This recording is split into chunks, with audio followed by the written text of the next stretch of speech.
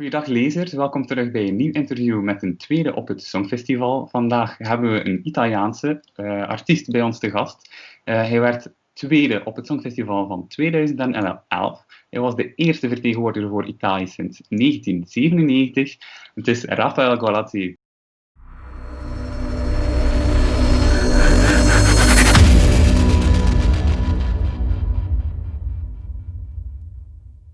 Hello, Raphael. So you represented Italy in the Eurovision of 2011. So you did great. You ended second. So big congrats to that. So you agreed to do the interview. So we're going to look back on your way through the competition. So you were chosen to represent Italy to go to Eurovision because you participated in Sanremo Festival, but we were wondering if before you participated, it was already known an artist of the Sanremo Festival was going to represent Italy in Eurovision, or was it only decided on the night itself, or how did that come? Well, first of all, Italy didn't participate. They weren't at the festival for 14 years, and my comeback was probably the first one after 14 years. So it was a great honor and a great experience at the same time. I didn't know very much about the festival, I have to be completely honest, because simply in Italy they weren't talking about the festival before. Also, being like a jazz player at the beginning, I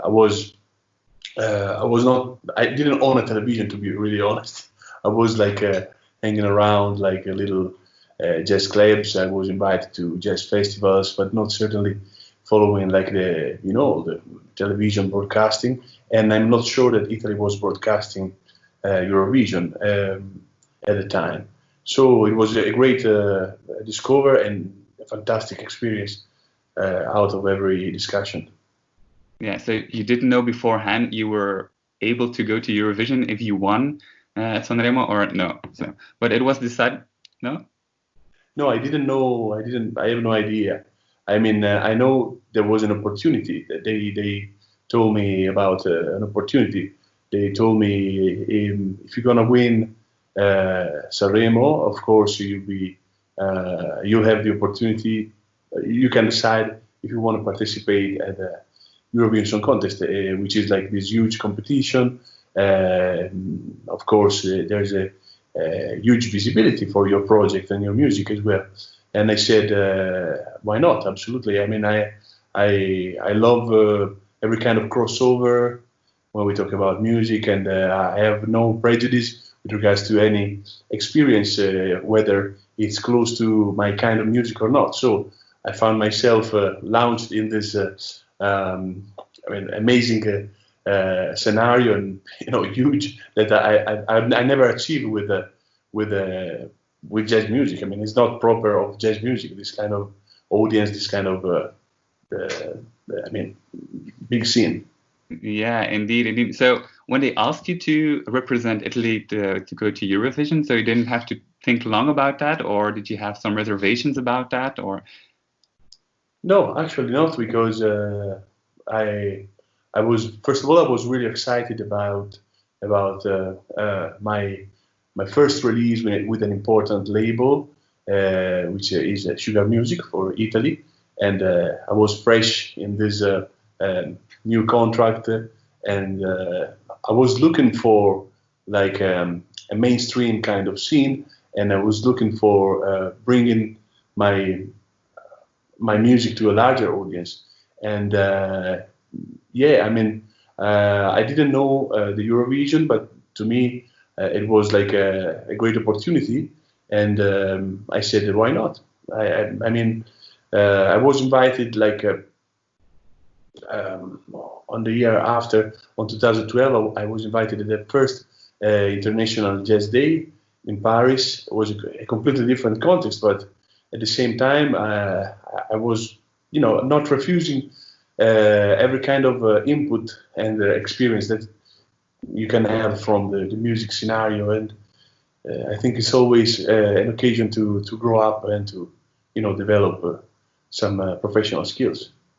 Yeah, Eurovision is a very big event, not only in Italy but entire of Europe. So did you look like that on that moment before you were going to Eurovision? Did you think it was that big, or were you excited about doing that, or were you nervous about that, or? Well, I was aware that I knew that there were like more than 40 countries participating, and the competition was watched around the world. But I really didn't know very much about the competition, and I mean, it was a great excitement. At the same time, there are some funny stories because I was hanging out the day before the final, just for instance, and there was the guy working for the label, Francesco, that told me, man, tomorrow is a great final. You're gonna perform. You have 3 minutes. You're gonna perform in front of 37,000 people in the arena, and 100 million people probably following you watching you on TV. I mean, don't you think it's time to go to bed? And I think, well, you're probably right. It was like 2 a.m., and we were hanging out. We were enjoying, like, I mean, yeah, it has been a beautiful experience, I have to say.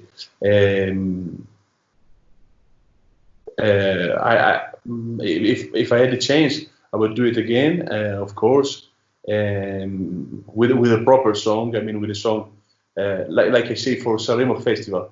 Every time they ask me if I want to participate to Sanremo Festival, I say I would be always honored to do it if I have a good song that I believe in, that I'm able to support and perform in a proper way. Yeah, because you participated in Sanremo in 2013, 2014, and this year actually. So was Eurovision in the back of your mind of going to Eurovision again, or do you only go for Sanremo itself? Because Sanremo is a very big event in Italy, so I know going to Sanremo is already very important for Italian artists, but does Eurovision, is that a part of it, or? Well, talking in terms of professional development, I can tell you that in 2011, thanks to that, probably to that second place, and to, of course, other things, like there was a remix of my title track, Reality and Fantasy, remix from Zaz Peterson, that was conquering like radios and was doing really well in France. But I have to say that after the Eurovision Song Contest, thanks to that visibility, we were in German charts, we were in French charts, so it was huge. I mean, it was a huge experience. I think, in a certain way, everything was so new that probably also the guy working at the project of my label, like not easily were handling all this, success coming, and they didn't know how to, well, they did a great job. I admit that, but I'm saying that for no one was easy to manage all this, big wave, and it was just a second place. I mean, I didn't even win. But it's an experience that gives you a lot of visibility. Yeah. So you want to go back and feel that moment again, or? I mean, it's a great chance to, in a certain way, to relate to different proposals and kind of music tastes. At the same time, it's a great chance of, as I said, of visibility. But yeah, I mean, if there is a chance in the future, I would be more than happy. It's just really difficult, honestly, to achieve the admittance to Eurovision Song Contest, like it's right that it is, because Sanremo Festival already is a huge, small festival because it's like a little tiny number of participants, and there are so many requests every year and so many proposals. From there, you have to be first place in Sanremo, and then you can choose the admittance to Eurovision. So it's a pretty. It's not so easy. I mean, so I'm really more than grateful for the experience I did in 2011, and of course, if there'll be other chances, I'll be honored. Yeah, but it's not something you look to do that specifically. Like, you ended second. Does that make you want to go one up, or do you think I had the second place? I'm very proud of that, and you should be very proud of that. Or well, okay, if I have to be honest, I never look at this neither at the Sanremo or the Eurovision in this competitive way. I know that it could sound strange, but I really look at all the good things that can come from these experiences. In general, if you have a good song, whether you arrive first or last, people will remember about the good song. You can be a winner, you can be a loser, but it's not you participating, it's the song participating, in my opinion, because I put the music in front every time. I'm in front of my possible ego. The only thing is that I don't know. I don't know if it's so easy to achieve the first place in general. I don't know. I really don't know. I mean, I wish this to all the participants, Italian participants, to achieve the first place, but it's not happening yet. I mean, and I hope it's going to happen, because it would be a great visibility and, of course, a great publicity as well for Italian country. I mean, in my opinion, it's a great exchange. It's a great chance to do that. So, honestly talking, for what I know, I can tell these few things, but I don't know if I answered your question properly. Yeah, you did.